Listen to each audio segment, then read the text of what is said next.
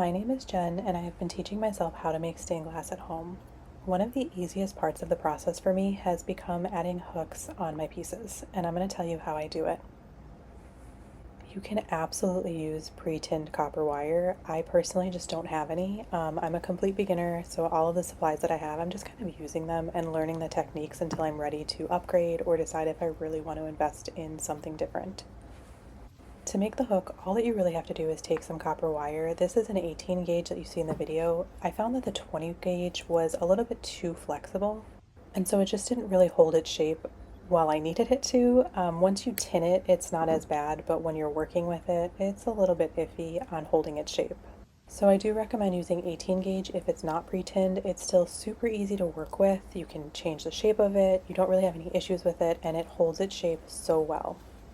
You take your copper wire and wrap it around something that has a diameter about the size that you're going to want your actual hook to be. I also found that using the actual pliers was a lot easier than trying to twist my fingers, or using my fingers to twist the wire, I should say. I wrap it around about 3 times, sometimes 4. It depends how long you want the tail. Now I will say that the tail itself is going to be dependent on the piece that you're working on.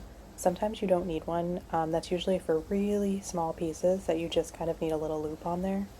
But if you do plan on embedding it into the solder, I do recommend doing it inside of a joint. It holds a little bit better, offers a little bit more reinforcement, and it really depends on the placement of your actual piece.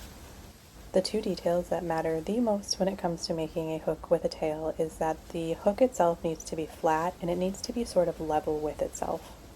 If your jump ring or that circle part is sort of bent, then it's going to be bent once you put it on your piece. So unless that's intentional, you kind of want to keep it flat with the tail.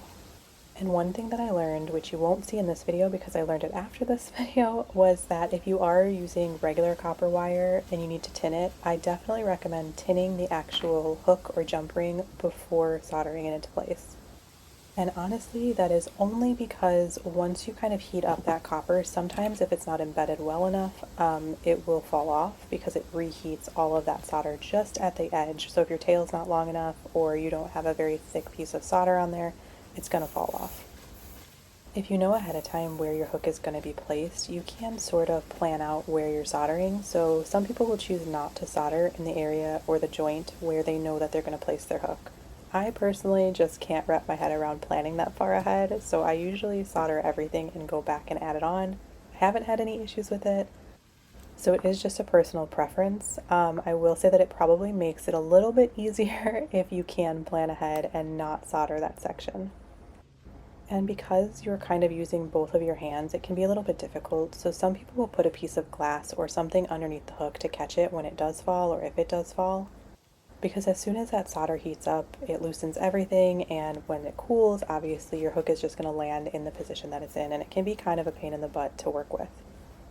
You need to flux the area that you're going to be putting your hook as well as the hook itself, and when you're ready you can either hold it with the pliers like you see here, because I'm reheating it because I'm not really happy with the placement of it, or you have it rested against whatever you have underneath there to kind of hold it in place while you're working on it. And then once it's in place and you're ready to go, you really just add a little bit of solder to the hook itself, or the tail itself I should say.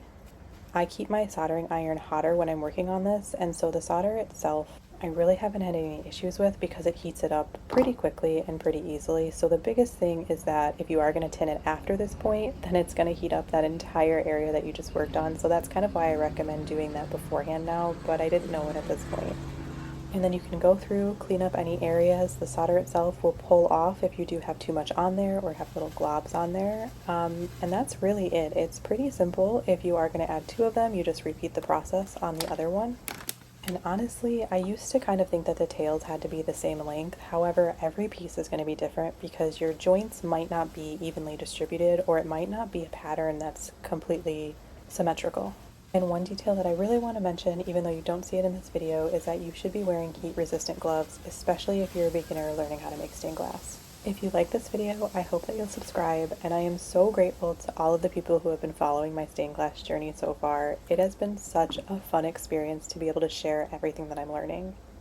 The support and encouragement that I have received from posting online as I'm learning how to make stained glass at home has been so incredible, and I just want you to know that I am so grateful for it.